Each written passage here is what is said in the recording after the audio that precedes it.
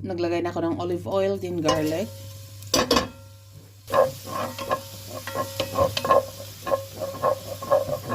Lagay natin yung shrimp.